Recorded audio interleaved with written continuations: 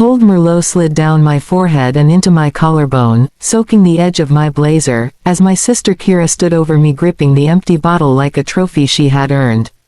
Her eyes were sharp, her smile cruel, and her voice low and venomous as she hissed that I had until sunrise to get out of her house.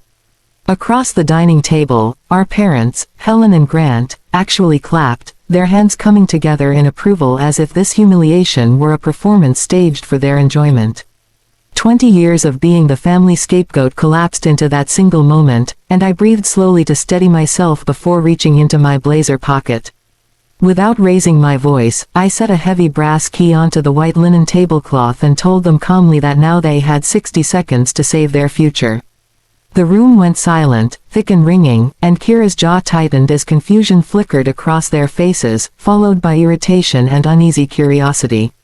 I began to speak, reminding them of 3 months earlier at our grandmother Rosalind Vale's funeral, when they had been seated in the front row posing for sympathy while live-streaming their grief, and I had sat alone in the back row surrounded by the smell of lilies and furniture polish on a gray March afternoon. After the service, while they were busy performing Sadness for an audience, her attorney Arthur Bloom, a composed man with silver hair and wire-rimmed glasses, quietly guided me into a side room and addressed me by name. He told me that my grandmother had updated her will 6 months earlier and handed me a thick envelope that changed everything. Inside was the confirmation that I was the sole executor of her entire estate, valued at $3.2 million, including diversified investment portfolios and properties in Colorado and California. There was also one specific clause that made my pulse skip, stating that any relative who showed hostility toward me would forfeit their inheritance if I documented it properly.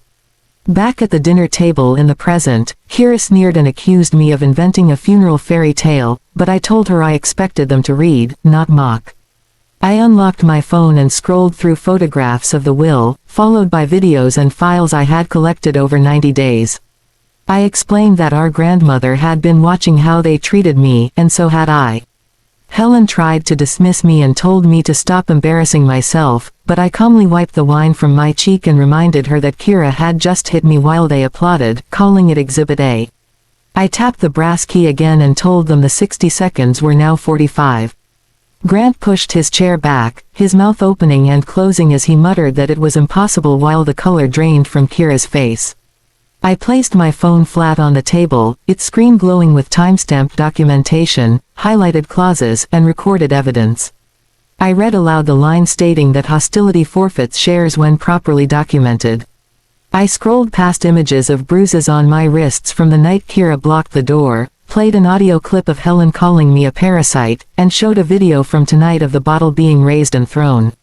Kira gasped and claimed Grandma adored her, and I replied evenly that she adored performance and that Kira had been the matinee.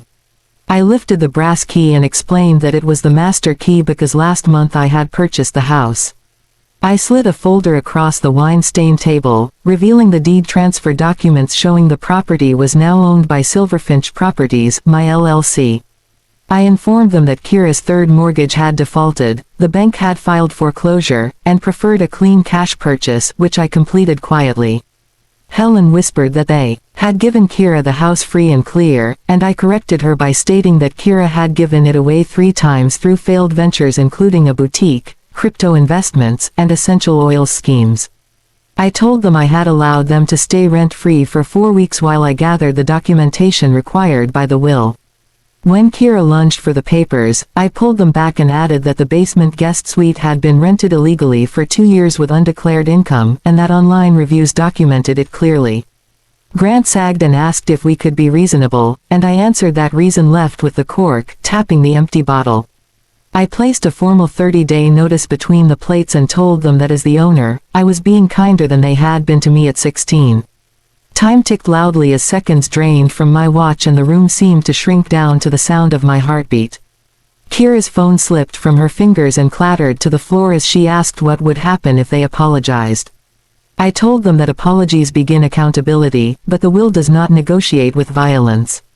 With 10 seconds left, Kira asked what part 2 of my surprise was, and I smiled before opening my tablet and pulling up the security app.